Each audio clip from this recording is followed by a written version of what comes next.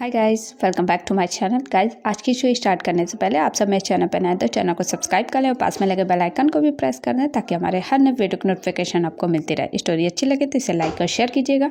और आप सबके पास भी कोई स्टोरी हो तो आप अपनी स्टोरी हमें ईमेल कर सकते हैं। ईमेल हमने इस वीडियो के डिस्क्रिप्शन में ऐड कर दिया है, तो वहाँ से चेक करके आप अपनी स्टोरी हमें ईमेल कर सकते हैं।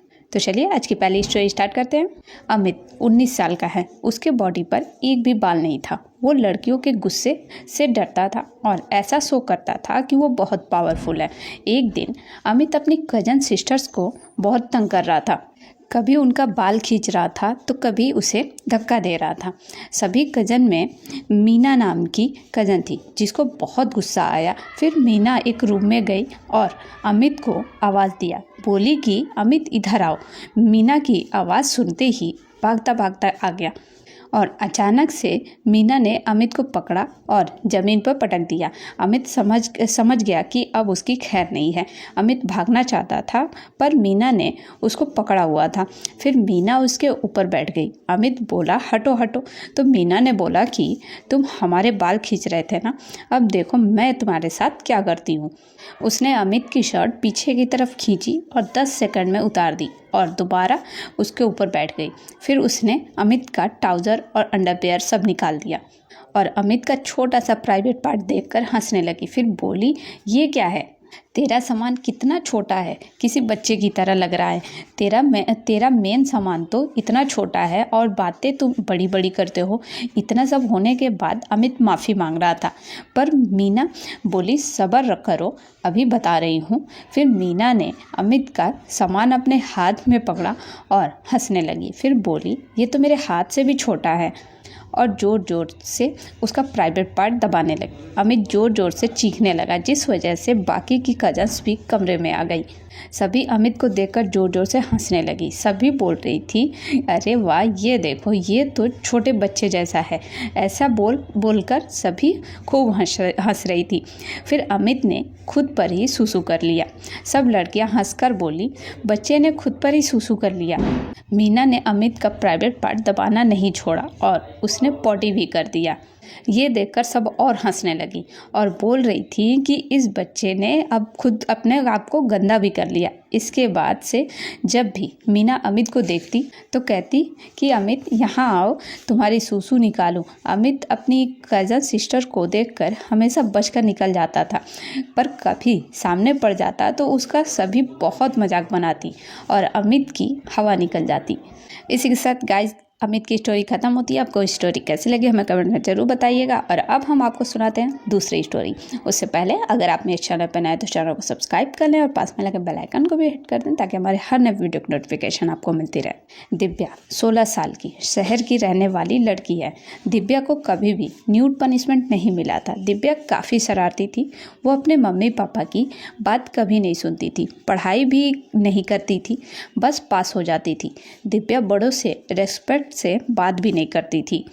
तो दिव्या के मम्मी पापा ने पढ़ाई को लेकर उसकी लापरवाही देखते हुए दिव्या की ट्यूशन लगा दी विक्रम सर के यहाँ। दिव्या ट्यूशन नहीं जाना चाहती थी पर उसके पापा ने उसे फोर्स करके भेज दिया।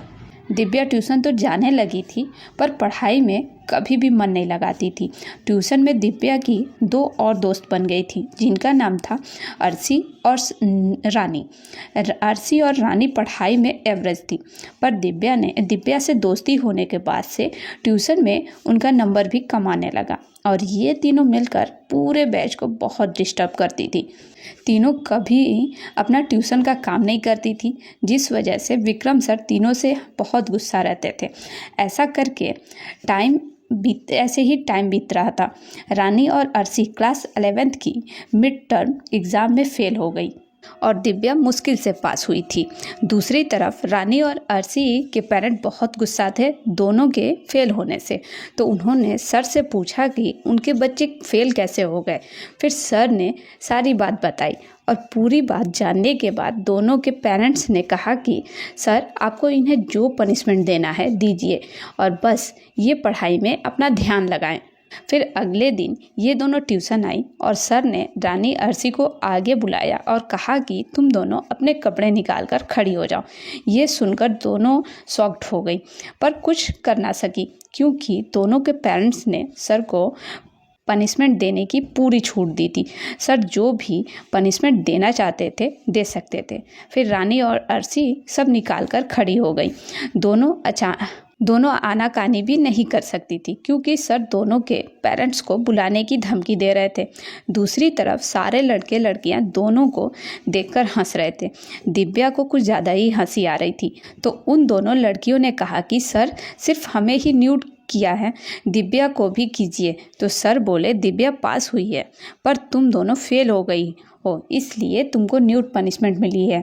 तब दोनों ने कहा कि दिव्या ने तो हमसे भी कम पढ़ाई की थी, ये पास हो ही नहीं सकती है, ज़रूर इसने चीटिंग की होगी। तब सर ने दिव्या से पूछा कि तुमने चीटिंग किया था एग्ज़ाम में?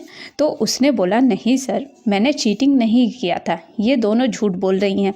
तब सर ने कहा अच्छा चलो 2-3 सवालों के जवाब दो। फिर सर ने सवाल पूछना शुरू किया पर दिव्या एक भी सवाल का जवाब नहीं दे पाई।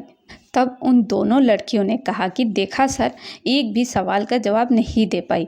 उसके बाद सर ने डांटते हुए दिव्या से पूछा कि तब उसने बोल दिया कि उसने चीटिंग की थी। यह सुनकर सर ने दिव्या को 2 थप्पड़ लगाए और दिव्या के पेरेंट्स को फ़ोन करके सारी बात बता दी। तब दिव्या की मम्मी ने कहा कि सर आप दिव्या को कड़ी से कड़ी सज़ा दीजिए।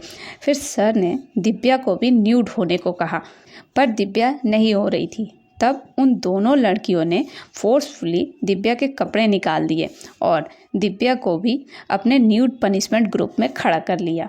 इसके बाद सर ने न्यूड ही दिव्या से 50 उठक बैठक भी करवाए और चीटिंग करने के लिए मुर्गा भी बना दिया। फिर ट्यूशन पढ़ाने लगे। फिर ट्यूशन ख़त्म हुआ तो सब बच्चे जाने लगे। तब अर्शी और रानी अपने कपड़े पहनने लगी। उन्हें देखकर दिव्या भी अपने कपड़े पहनने लगी। तो सर ने कहा कि दिव्या, मैंने तुमको अभी तक नहीं बोला है कपड़े पहनने को। दिव्या कुछ बोल नहीं पाई। इसके बाद दूसरे बैच के बच्चे आने लगे। दूसरे बैच के बच्चों को देखकर दिव्या को बहुत शर्म आ रही थी। सारे बच्चे जूनियर थे जो क्लास 9th और 10th में पढ़ते थे। सारे बच्चे दिव्या को देखकर हंसने लगे और अलग तरीके के कमेंट करने लगे और एक दूसरे के साथ बातें करने लगे। तब सर ने उस बैच के बच्चों से कहा कि अगर कोई एग्ज़ाम में फ़ेल हुआ तो और चीटिंग किया तो उसे भी ऐसे ही न्यूड पनिशमेंट मिलेगा। दिव्या उसी तरह न्यूड ही पूरे 1 घंटे खड़ी रही अपने जूनियर्स के सामने। फिर सर ने दिव्या के कपड़े वापस किए और कहा कि एग्ज़ाम में दोबारा चीटिंग मत करना और अपनी मेहनत से पढ़ाई करो। इसके बाद से तीनों लड़कियां अपनी पढ़ाई को लेकर सीरियस हो गई और सबके साथ दिव्या का बिहेवियर भी बदल गया। दिव्या अब सबकी रिस्पेक्ट भी करने लगी और तीनों लड़कियों का मार्क्स भी बहुत अच्छा आने लगा। वेल गाइज, ऐसी न्यूड पनिशमेंट कभी मिलती नहीं है। लकली हो सके किसी के साथ ऐसा कोई इंसिडेंट्स हो गया हो तो प्लीज़ स्टोरी को बस स्टोरी रहने देना और चिल करके सुनना और इधर से भूल जाना। लेकिन सीरियसली कह रहे हैं, ऐसी न्यूड पनिशमेंट बहुत कम ही मिलती होगी, मुझे जहाँ तक पता है। आप लोग अपनी राय मुझे बताइएगा कमेंट में। तो दिव्या की स्टोरी यही ख़त्म होती है और आप सबके पास भी कोई स्टोरी हो तो आप अपनी स्टोरी हमें शेयर कर सकते हैं। ईमेल हमने इस वीडियो के डिस्क्रिप्शन में ऐड कर दिया है, तो वहाँ से चेक करके आप अपनी स्टोरी हमें सेंड कर सकते हैं। और अगर आप मेरे चैनल पर नए हैं तो प्लीज़ चैनल को सब्सक्राइब कर लें और पास में लगे बेल आइकन को भी हिट कर दें ताकि हमारे हर नए वीडियो की नोटिफिकेशन आपको मिलती रहे।